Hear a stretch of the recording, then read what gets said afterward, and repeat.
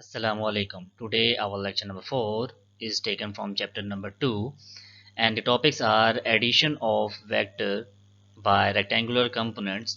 तो आज हमने एडिशन ऑफ वेक्टर देखना है बाय रेक्टेंगुलर कंपोनेंट्स। जिस हमने प्रीवियस ने हमने देखा था कि हमने वेक्टर को उसके रेक्टेंगुलर कंपोनेंट्स में डिवाइड किया था जो कि दो कंपोनेंट्स है A x and A Y. ठीक है, तो अब हमने इसको ऐड करना देखना है कि दो वेक्टर्स अगर ऐड हो रहे हो तो उनके रेक्टेंगुलर कंपोनेंट्स के साथ क्या इम्पैक्ट होता है, तो इस लेक्चर में हम देखेंगे। Now let us start topic number 2.6 addition of vector by rectangular components. Now let us move topic number 2.6 addition of vector by rectangular components. तो जिस तरह कि हमने पहले देखा था कि हमने x और y कंपोनेंट्स निकाले थे एक वेक्टर के, जो वेक्टर a था उसके x और y कंपोनेंट्स हमने ड्राइव किए थे। उसी तरह अब हमने देखना है कि अगर वही कंपोनेंट्स अगर ऐड अप होना स्टार्ट हो जाएं, ठीक है, तो वेक्टर को हम उन कंपोनेंट्स के मदद से कैसे ऐड अप करेंगे, तो हम इस टॉपिक में वही चीज़ डिस्कस करने लगे हैं कि अगर दो वेक्टर हैं उनको फिर रिजोल्व किया जाएगा उनके कंपोनेंट्स में अलग अलग। फिर हम क्या करते हैं, उन दोनों को ऐड अप करेंगे जो कि रिजल्टेंट आएगा, रिजल्टेंट के भी हम कंपोनेंट्स निकालेंगे। तो हमने यही देखना है कि रिजल्टेंट के कंपोनेंट्स उसके इंडिविजुअल जो हैं वेक्टर्स उनके कंपोनेंट्स के समीशन के इक्वल आना चाहिए। ठीक है, तो यहाँ पे हमने इसी चीज़ को डिस्कस करना है।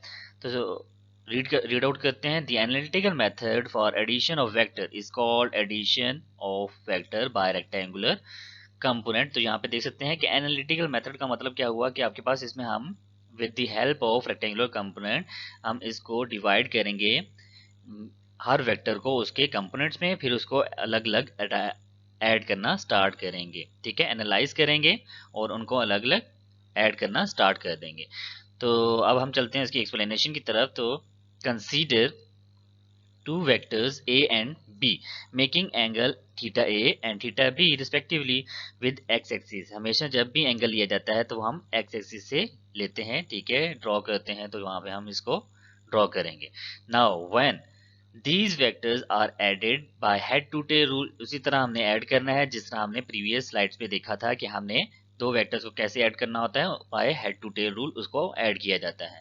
वी गेट रिजल्टेंट वेक्टर, तो हम उसमें रिजल्टेंट वेक्टर को देख लेंगे। ठीक है, और जो सा रिजल्टेंट का एंगल होगा वो आपके पास थीटा आर होगा विद एक्स एक्सिस, वो भी एक्स एक्सिस के मुताबिक ही लिया जाएगा। तो यहाँ पे उसकी इक्वेशन लिखी हुई है जो कि हमने प्रीवियस स्लाइड में भी देखी थी कि आपके पास जो रिजल्टेंट होता है वो एडिशन होता है ए वेक्टर प्लस बी वेक्टर। ठीक है, तो यहाँ पे हमारे पास उसका रिजल्टेंट आ जाता है जिसको हम एडिशन ऑफ वेक्टर कहते हैं, जो कि नॉर्मली हमने पिछली स्लाइड में देखा था। Now moving toward diagram. तो अब हम चलते हैं डायग्राम की तरफ। इसमें हम देखेंगे कि हमने वेक्टर्स को ऐड कैसे करना है, उनको ड्रॉ कैसे करना है और उनके कंपोनेंट्स को कैसे आपस में ड्रॉ करेंगे। ठीक है, तो सबसे पहले हम लेते हैं वेक्टर ए को। जिस तरह हमने प्रीवियस स्लाइड में कहा था कि हमारे पास वेक्टर ए ड्रॉ किया जाता है विद एन एंगल थीटा ए। तो हमारे पास थीटा ए के साथ वेक्टर ए को ड्रॉ कर दिया गया। ठीक है, विद लेंथ मैग्नीट्यूड के बराबर होगी। ठीक है, इसी तरह हम चलते हैं प्लस हमारे पास वेक्टर बी होगा। तो वेक्टर बी को हमने ड्रॉ करना है with an angle theta B.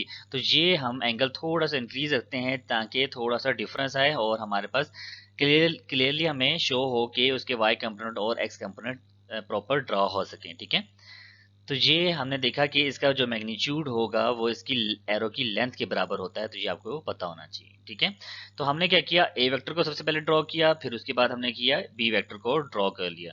तो जब हमने दोनों को ड्रॉ कर लिया तो उन दोनों का अब क्या करना है, एडअप करना है। तो एडअप करने के लिए हमें क्या करना पड़ता है, हेड टू टेल रूल को इस्तेमाल करना पड़ता है। लेकिन उससे पहले आपको एक चीज पता होनी चाहिए कि अगर मैं इसके परपेंडिकुलर ड्रॉ करूं ऑन एक्स एक्सिस, तो ये जो सा परपेंडिकुलर कंपोनेंट होगा इसको हम कहते हैं ए बी वाई। ठीक है, तो ये जो सा कंपोनेंट होगा ये बी वाई हो जाएगा। इसी तरह मैं परपेंडिकुलर ड्रॉ करता हूँ ऑन वाई एक्सिस, तो ये जो सा परपेंडिकुलर ड्रॉ किया गया है तो ये आपके पास बी एक्स कहलाएगा। तो इसके पैरेलल अगर देखा जाए तो ये बी एक्स होगा। ठीक है, और इसी तरह इस चीज के पैरेलल देखा जाए तो हमारे पास ये बी वाई होगा। ये जो सी पूरी टर्म होगी ये बी वाई कहलाएगी। तो ये हमने डिवाइड किया उसके कंपोनेंट्स में। तो इसी तरह ए वेक्टर को भी अगर मैं डिवाइड कर दूं, ए वेक्टर को जब डिवाइड करूंगा तो ये जो सा perpendicular on X axis draw किया गया है ये ए वाई होगा। अगर इसके मैं पैरेलल में देखूं तो ये भी ए वाई ही कंसीडर किया जाएगा। इसी तरह अगर मैं परपेंडिकुलर ड्रॉ करता हूं जो कि हमारे पास ऑन वाई एक्सिस है तो वो हमारे पास बनाता है परपेंडिकुलर ए एक्स बनाता है। इसी तरह इसके पैरेलल देखा जाए तो ये जो सा कंपोनेंट होगा ये आपके पास ए एक्स ही होगा, क्योंकि जो इसके पैरेलल है विद सेम लेंथ। तो ये हमने रिजोल्व कर लिया वेक्टर ए को और बी को उसके कंपोनेंट्स में। तो अब moving toward combined diagram, addition of diagram में हम देखेंगे कि हमारे पास दोनों को ऐड कैसे किया जाता है। तो हमने सबसे पहले क्या किया, वेक्टर ए को ड्रॉ किया, ठीक है, वेक्टर ए हमारे पास ड्रॉ हो गया यहाँ पे। उसी तरह हम चलते हैं वेक्टर बी की तरफ जो कि उसके हेड पे ड्रॉ किया जाएगा by head to tail rule. तो हमने वेक्टर बी को भी ड्रॉ कर लिया उसके हेड पे। तो उसके बाद हमारा तीसरा स्टेप होता है जिसमें हमने रिजल्टेंट ड्रॉ करना होता है। तो अब हम रिजल्टेंट की तरफ चलते हैं। तो रिजल्टेंट हमारे पास tail of the first vector and head of the last vector को हम ज्वाइन करते हैं स्ट्रेट लाइन से, तो हमारे पास आ जाता है रिजल्टेंट ऑफ वेक्टर। तो अब हम क्या करते हैं कि इस फिगर को उसके कंपोनेंट्स में डिवाइड करना स्टार्ट कर देते हैं। जिस तरह हमने यहाँ पे बी वेक्टर को और ए वेक्टर को अलग अलग किया था, इसी तरह हम इस फिगर के अंदर जब एडिशन हो गई तब हम हर कंपोनेंट, हर वेक्टर को उसके कंपोनेंट्स में डिवाइड कर देंगे। तो इसी तरह परपेंडिकुलर जब मैं ड्रॉ करता हूँ तो हमारे पास ए वाई आ जाता है, ठीक है। तो यहाँ पे क्या आ जाता है, ए वाई, क्योंकि ये जो परपेंडिकुलर है ये ऑन एक्स एक्सिस है and parallel to Y axis, तो इसलिए हम इसको वाई कंपोनेंट कहेंगे। इसी तरह हम चलते हैं, परपेंडिकुलर ड्रॉ किया जाता है, ठीक है, जो कि ये आपके पास बेस बनती है with an angle of theta B हमारे पास यहाँ पे गिवन है। तो ये हमारे पास जो चीज होती है वो आपके पास ए एक्स कहलाएगी, ठीक है। तो हमने यहाँ पे डिवाइड कर लिया ए कंपोनेंट को, ए वेक्टर को उसके कंपोनेंट्स में, ठीक है। तो अब मूविंग टुवर्ड बी वेक्टर, तो हम बी वेक्टर की तरफ चलते हैं। तो हमने क्या किया था, उसकी एक्सिस ड्रॉ करते हैं ताकि हमें पता चल जाए कि कौन सी जगह पे हमने ड्रॉ करना है। तो ये हमने एक्सिस ड्रॉ किए जिसमें हम देखेंगे बी वेक्टर के कंपोनेंट्स को। तो बी वेक्टर जब मैंने यहाँ पे देखना स्टार्ट किया तो यहाँ पे विद पर्पल मैं यूज करता हूँ, तो आप देखेंगे कि हमारे पास ये जो सा है ना परपेंडिकुलर, यहाँ पे इस एक्सिस पे जो इमेजिनरी एक्सिस हमने बनाया उस पे हमने एक परपेंडिकुलर ड्रॉ किया। तो ये जो सा परपेंडिकुलर होगा इसको हम कहेंगे बी वाई, ठीक है। तो इसी तरह अगर इसका हॉरिजॉन्टल कंपोनेंट देखें तो वो हमारे पास क्या आएगा, बी एक्स, ठीक है। तो ये हमारे पास बी एक्स आ जाएगा। तो ये हमने डिवाइड कर लिया वेक्टर बी को उसके कंपोनेंट्स में। तो यहाँ तक तो हमने इन देखा कि हमने जस्ट एडिशन की, उसके बाद हमने एक वेक्टर को और बी वेक्टर को उसके कंपोनेंट्स में अलग अलग डिवाइड कर दिया। तो अब हमारा मकसद आता है कि हमने जो सा रिजल्टेंट ड्रॉ किया था, थर्ड स्टेप किया था, उसको डिवाइड करना उसके कंपोनेंट्स में।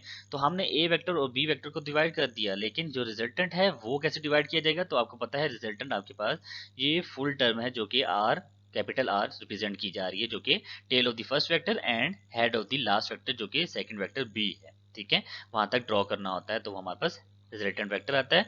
तो इसका अगर मैं परपेंडिकुलर ड्रॉ करूं ऑन एक्स एक्सिस तो हमारे पास वो क्या होगा, आर, जो कि यहाँ पे लिखा हुआ है आर वाई, ठीक है।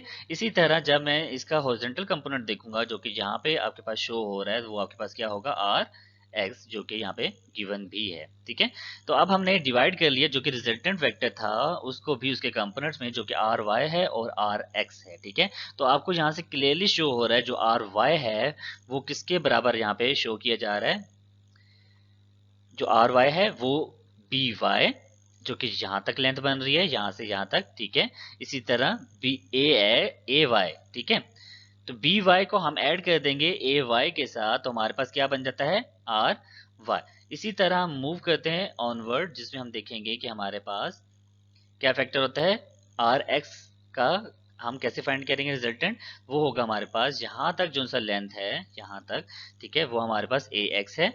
और उसके बाद यहाँ से यहाँ तक जो लेंथ है, ठीक है, वो हमारे पास बी वाई है। तो जब मैंने आर एक्स को लिखना है तो वो ए एक्स प्लस बी वाई होगा। तो यहाँ पे मैं लिख देता हूँ कि आर एक्स जो है वो आपके पास किसके बराबर आ रही है, ए एक्स, ठीक है, A X plus B X. तो दोनों कंपोनेंट एक्स और Y, X component of A vector and B vector को ऐड करेंगे तो हमारे पास रिजल्टेंट का एक्स कंपोनेंट आ जाता है। इसी तरह जब मैं ड्रॉ करता हूँ वाई कंपोनेंट, तो वाई कंपोनेंट को जब मैं लिखूंगा तो वो हमारे पास क्या होगा, R Y equal to A Y को हम ऐड कर देंगे किसके साथ, बी वाई के साथ। ठीक है, तो ये हमारे पास बी वाई आ गया, जो कि हमने देखा कि Y component of vector A and B को ऐड किया जाएगा तो हमारे पास वाई कंपोनेंट और रिजल्टेंट आ जाएगा। तो इस पे हमने देखा आर एक्स निकाल लिया और आर वाई यहाँ पे हमने इस फिगर से निकाल लिया। ठीक है, तो हमने वही प्रीवियस कॉन्सेप्ट आगे यूज करना है, जिससे मदद से हम उसका मैग्नीट्यूड और इसकी डायरेक्शन निकालेंगे। तो अब मूविंग टुवर्ड नेक्स्ट स्लाइड। तो इसमें हम देखते हैं डेरिवेशन को। तो डेरिवेशन जब हम स्टार्ट करेंगे तो हमने वही किया काम, आर एक्स निकाला, A X plus B X equal to R X. ठीक है, तो इसी तरह आर एक्स को अगर मैं उसके यूनिट वेक्टर में लिखूं तो आपको पता है कि एक्स कंपोनेंट में जब हम लिखा जाता है तो हमारे पास आई उसका यूनिट वेक्टर इस्तेमाल किया जाता है। तो यहाँ पे आई कंपोनेंट इस्तेमाल किया गया, तो ये हमने जस्ट उसकी यूनिट वेक्टर में हमने रिप्रेजेंट कर दिया। ठीक है, तो फिगर वही बनी हुई है आपके पास जो कि हमने प्रीवियस बनाई थी। तो यहाँ पे आप देख सकते हैं कि फिगर वही है। ठीक है, उसके बाद जब मैंने मैग्नीट्यूड फाइंड करना होता है तो मैं दोनों साइड पे बार लगाता हूँ। तो आपको यहाँ पे शो किया जा रहा है दोनों साइड पे बार होगा और मैग्नीट्यूड का ये सिंबल है A X plus B X. तो ये इक्वेशन 2 आ गई। Now moving toward Y component. तो वाई कंपोनेंट को देखते हैं। तो वाई कंपोनेंट हमारे पास आर वाई होगा जो कि ए वाई प्लस बी वाई होगा। तो ए वाई प्लस बी वाई, और इसी तरह वाई कंपोनेंट के लिए हम जे यूनिट वेक्टर को इस्तेमाल किया जाता है। तो यहाँ पे जे का यूनिट वेक्टर इस्तेमाल किया गया है, ये हमने रिप्रेजेंटेशन कर ली उसके यूनिट वेक्टर में। इसी तरह अगर मैग्नीट्यूड की बात कीजिए तो हम बार यहाँ पे यूज करते हैं। ठीक है, mod of R Y use किया जाएगा। तो यहाँ पे मोड का साइन यूज किया जाता है जो कि मैग्नीट्यूड को रिप्रेजेंट कर रहा होता है। तो यहाँ पे इक्वेशन 3 हमें ऑब्टेन्ड हो गई। एट दी एंड हमने क्या करना होता है, हमें चाहिए रिजल्टेंट ऑफ वेक्टर। तो रिजल्टेंट क्या होगा, जो कि हमने प्रीवियस स्लाइड में भी देखा था कि किसी वेक्टर को हम उसके कंपोनेंट में डिवाइड करते हैं तो वो उसका समीशन होता है। आर एक्स को हम प्लस कर दिया जाएगा हमारे पास आर वाई में। तो ये हमारे पास रिजल्टेंट का वेक्टर आ जाता है जो कि हमारे पास दोनों का कंपोनेंट उसके प्लस कर देते हैं। तो ये हमारे पास इक्वेशन आ गई, फोर्थ इक्वेशन आ गई, जिसमें हमने उसके एक्स और वाई कंपोनेंट को ऐड अप कर लिया। तो अब हम देखते हैं उसका अलग अलग पुटिंग कर देते हैं। आर एक्स को अलग पुट कर देते हैं जो कि उसकी वैल्यू है A X plus B x. इसी तरह आर वाई की वैल्यू पुट करते हैं जो कि है हमारे पास ए वाई बी वाई। तो यहाँ पे हमने मूविंग टुवर्ड हमने देखा कि आर एक्स की वैल्यू पुट की ए एक्स प्लस बी एक्स। इसी तरह हमने ए वाई प्लस बी वाई को यहाँ पे पुट किया तो हमारे पास इसका रिजल्टेंट आ गया। जस्ट हमने यहाँ पे पुटिंग बैक इक्वेशंस। उसके बाद हमने देखना होता है इसका मैग्नीट्यूड। तो हमने यहाँ पे मोड ऑफ आर कर लिया। तो मोड ऑफ आर क्या होता है, आर एक्स का स्क्वायर, ठीक है, और आर वाई का स्क्वायर। तो ये ओवर दी अंडर रूट। तो हम देखेंगे कि हमारे पास ये मैग्नीट्यूड हमने प्रीवियस स्लाइड्स में देखा था कि हम मैग्नीट्यूड कैसे फाइंड करते हैं, कि हम उसके एक्स कंपोनेंट का स्क्वायर ले लेते हैं और उसके वाई कंपोनेंट का स्क्वायर ले लेते हैं और स्क्वायर रूट ले लेते हैं। तो हमारे पास उसका मैग्नीट्यूड हमें मिल जाता है। ठीक है, बाय हाइपर पैथागोरस थ्योरम। ठीक है, तो पैथागोरस थ्योरम से हमने इसको ड्राइव भी किया था। तो अब हमने आर एक्स की वैल्यू यहाँ पे पुट की और आर वाई की वैल्यू पुट की। तो हम देखेंगे कि A X plus B X whole square plus A Y plus B Y whole square over the under root. तो हम देख सकते हैं कि मैग्नीट्यूड हम इजीली इस इक्वेशन से फाइंड कर सकते हैं with the help of component of that two vectors. तो हम दो वेक्टर्स के कंपोनेंट को जब ऐड अप करेंगे तो हमने उसका रिजल्टेंट फाइंड करना होगा। तो रिजल्टेंट हम with respect to their component तो हम उसको फाइंड कर सकते हैं विद दिस फार्मूला। ठीक है, तो इस फार्मूला से हम इस चीज को फाइंड कर सकते हैं। तो अब हम चलते हैं डायरेक्शन की तरफ। डायरेक्शन हमने देखना है कि डायरेक्शन कैसे फाइंड की जाती है। तो उसके कंपोनेंट हमने देखे थे कि दो कंपोनेंट्स ड्राइव किए थे, एक आर वाई था और आर एक्स था, जिससे हमने प्रीवियस स्लाइड में देखा था कि हमने टेंजेंट थीटा को यूज करना होता है। तो यहाँ पे theta R equal to tangent inverse जो कि टेन इनवर्स कहते हैं। ठीक है, आर वाई होता है जो कि वाई कंपोनेंट ऊपर रखा जाता है और एक्स कंपोनेंट को नीचे रखा जाता है। तो R Y over R X. तो यहाँ पे देखेंगे दोनों को हमने डिवाइड कर लिया।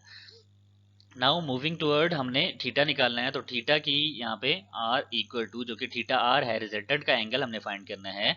तो हमारे पास आर वाई जो सा होता है वो A Y plus A B Y होता है। ठीक है, इसी तरह आर एक्स जो सा होता है वो ए एक्स प्लस बी एक्स होता है। तो दोनों को हमने यहाँ पे पुटिंग कर ली, बैक इनवर्स किया। तो हमने देखा कि हमारे पास थीटा भी यहाँ से फाइंड किया जा सकता है इजीली, तो हमने यहाँ से थीटा फाइंड कर लिया। तो यहाँ तक तो था, हमने मैग्नीट्यूड फाइंड कर लिया, ठीक है। जब हमने कंपोनेंट्स में डिवाइड किया था दो वेक्टर्स को तो उसका मैग्नीट्यूड फाइंड कर लिया जब हमने ऐड कर दिया उसको, और उसका डायरेक्शन भी फाइंड कर ली। लेकिन ये तो थी बात दो वेक्टर्स की।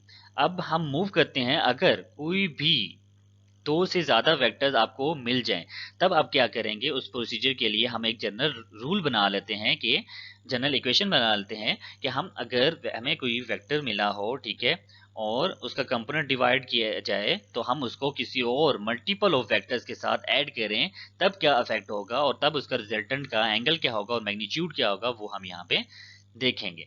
तो यहाँ पे देखेंगे हमारे पास ए वेक्टर है, बी वेक्टर है और सी वेक्टर, डिफरेंट वेक्टर यहाँ पे गिवन है। तो उनको हमने क्या करना है, एड अप करना है, तो रिजल्टेंट हमारे पास आ जाएगा। तो R equal to A X plus B X plus C X plus up to so on. इसी तरह आर वाई जो सा लिखेंगे वो A Y plus B Y plus C Y plus up to so on J component उसका unit vector लिखेंगे, ठीक है। तो हमारे पास ये जो सा कंपोनेंट है ये आर एक्स आएगा और दूसरे वाला हमारे पास आर वाई आ जाएगा, जो कि मल्टीपल ऑफ वेक्टर का लिखा गया है, ठीक है। इसी तरह जब इसका मैग्नीट्यूड फाइंड किया जाता है तो इसके एक्स कंपोनेंट का स्क्वायर किया जाता है, ठीक है। और इसी तरह हमारे पास आर वाई कंपोनेंट का, जो कि इसके वाई कंपोनेंट्स होंगे, उनका स्क्वायर किया जाता है। तो ये हमारे पास इसका मैग्नीट्यूड फाइंड करने का एक जनरलाइज फार्मूला है, ठीक है, जिसमें मल्टीपल ऑफ वेक्टर हमें ऑब्टेन्ड हो। तो अब हम चलते हैं उसकी डायरेक्शन की तरफ। तो डायरेक्शन जब देखेंगे तो हमारे पास उसका वाई कंपोनेंट का समीशन जो हमने फाइंड की थी, ठीक है, और डिवाइड करेंगे उसके एक्स कंपोनेंट की एडिशन के साथ, तो उसका tan इनवर्स ले लेंगे तो हमारे पास क्या आ जाएगा, थीटा आ जाएगा, जो कि रिजल्टेंट का थीटा होगा, ठीक है। तो ये हमने आज के लेक्चर में देखा कि हमने रिजल्टेंट फाइंड किया जो कि टू वेक्टर्स का था बाय रेक्टेंगुलर कंपोनेंट्स। जब हमने उसके कंपोनेंट्स में वेक्टर्स को डिवाइड किया, तब हमने उनको ऐड किया, तब उसमें हमने देखा कि कंपोनेंट्स की हेल्प से हम एडिशन कैसे कर सकते हैं। तो हमने तो देख लिया कि रेक्टेंगुलर कंपोनेंट की मदद से हम वेक्टर की एडिशन, टू वेक्टर्स की और मल्टीपल वेक्टर्स की एडिशन कैसे की जाती है। लेकिन उसमें हमारे पास कुछ फैक्टर्स आ जाते हैं कि हमारे पास एंगल किस क्वाड्रेंट में पाया जाता है, कि फर्स्ट क्वाड्रेंट में है, सेकंड क्वाड्रेंट में है, थर्ड में है या फोर्थ में है। तो हमने देखना होता है कि रिजल्टेंट का जो एंगल आ रहा है वो किस क्वाड्रेंट में पाया जा रहा है, ठीक है। तो मेन कॉन्सेप्ट हमारा डिटर्मिनेशन ऑफ एंगल आ जाता है, जो कि नेक्स्ट स्टेप है हमारा, डिटर्मिनेशन ऑफ एंगल। और ये है सब टॉपिक 2.6.1। तो यहाँ पे हमने फार्मूला पिछली स्लाइड में देखा था कि theta equal to tan inverse of R Y over R X होता है, ठीक है। तो अगर फर्स्ट क्वाड्रेंट में है तो हमने एंगल को चेंज ही नहीं करना था, जो हमारे पास थीटा होता है वो थीटा आर के ही इक्वल होता है। लेकिन जब हम सेकंड क्वाड्रेंट में होते हैं, तो हमारे पास क्या होता है कि थीटा आर जो होता है वो 180 माइनस थीटा होता है। वजह क्या है इसकी, कि हमारे पास जो थीटा गिवन होता है वो हमारे पास ये वाला गिवन होता है, ठीक है। तो हमारे पास यहाँ पे टोटल एंगल कितना होता है, 180। तो 180 में से जब मैं इस थीटा को माइनस करूंगा तो हमारे पास जो कि जीरो से एंगल स्टार्ट होता है यहाँ से, तो जो हमारे पास ये वाला एंगल आ जाएगा, जो कि यहाँ पे रिप्रेजेंट किया जा रहा है, ठीक है। तो ये हमारे पास एक्स एक्सिस से ये वाला एंगल आ जाएगा, ठीक है। तो ये हमने थीटा को 180 से इसलिए माइनस किया, और हमारे पास थीटा आर सेकंड क्वाड्रेंट में इस तरह आएगा। और अगर हम बात करते हैं जो एंगल बन रहा है वो अगर थर्ड क्वाड्रेंट में है, तो थर्ड क्वाड्रेंट की बात की जाती है, तो थर्ड क्वाड्रेंट देखेंगे एंगल यहाँ पे बन रहा है, ऐसे ही है। तो एंगल जब यहाँ पे बन रहा है तो हमने देखना होगा कि हमने एक्स एक्सिस से हमेशा हमें एंगल लेना होता है। तो हम क्या करते हैं कि 180 प्लस कर देते हैं थीटा में, ठीक है। 180 जब प्लस कर दिया जाएगा तब ये भी एंगल इंक्लूड हो जाएगा, थीटा प्लस 180, जो कि ये पूरा एंगल था, तो इसको मैंने ऐड कर दिया, तो हमारे पास ये टोटल एंगल यहाँ तक बन जाता है। तो ये हमारे पास थीटा आर का नई वैल्यू आ जाती है, जो कि थर्ड क्वाड्रेंट में अगर थीटा पाया जाए। और इसी तरह हम बात करते हैं अगर हमारे पास फोर्थ क्वाड्रेंट में थीटा पाया जाए, जो कि यहाँ पे आपको शो किया जा रहा है, ये चीज होती है, ठीक है। तो हमें क्या करना पड़ेगा, तो ये टोटल जो सा एंगल होता है जीरो से स्टार्ट होके 360 वापस यहाँ पे रिवर्स बैक हो जाता है और वापस आ जाता है, तो ये 360 टोटल एंगल होता है। तो हमने एंगल जो फाइंड करना है ये वाला फाइंड करना है, जिससे हमें पता चले कि ये जो सा एंगल है ये कितना होगा। तो हम करते हैं कि यहाँ तक जो एंगल बनेगा इस वेक्टर तक, ठीक है, तो वो हमारे पास टोटल में से जो 360 है उसको थीटे को माइनस कर देंगे, टोटल में से थीटा को माइनस करेंगे, तो हमारे पास जो बाकी एंगल बचेगा जो यहाँ से लेके ये पूरा एक्स एक्सिस तक होगा, ये हमारे पास निकल आएगा। तो हम क्या करते हैं 360 माइनस थीटा, तो हमारे पास थीटा आर आ जाता है जो कि फोर्थ क्वाड्रेंट में यूज किया जाता है। तो ये था हमारे पास डिटर्मिनेशन ऑफ एंगल, जिसमें हमने देखा कि फर्स्ट क्वाड्रेंट, सेकंड क्वाड्रेंट और थर्ड क्वाड्रेंट और फोर्थ क्वाड्रेंट में अगर थीटा आर पाया जाए, थीटा पाया जाए, तो उसको थीटा आर के इक्वल कैसे किया जाता है। तो हमने डिफरेंट एंगल की हेल्प से उसको फाइंड आउट करने की कोशिश की है। तो यहाँ तक था हमारा लेक्चर नंबर 4, जिसमें हमने एडिशन ऑफ वेक्टर देखा बाय रेक्टेंगुलर कंपोनेंट्स और मल्टीपल वेक्टर्स का भी देखा, ठीक है, जिसमें हमने सिर्फ दो वेक्टर्स को पहले डिसाइड किया और फिर उसको जनरलाइज किया मल्टीपल वेक्टर के लिए। उसके बाद हमने देखा कि डिटर्मिनेशन ऑफ एंगल, अगर जो थीटा आ रहा होता है, ठीक है, वो फर्स्ट क्वाड्रेंट में पाया जाए, सेकंड में, थर्ड में या फोर्थ में पाया जाएगा, तो हम क्या उसको किस तरह चेंजिंग करें कि वो थीटा आर के इक्वल बन जाए, जो कि विद पॉजिटिव एक्स एक्सिस से लिया जाता है, ठीक है। तब हमने वो चीज़ यहाँ पे डिस्कस की। तो आज का लेक्चर हमारा यहीं तक था, तो उम्मीद है आपको समझ आई होगी। Thank you.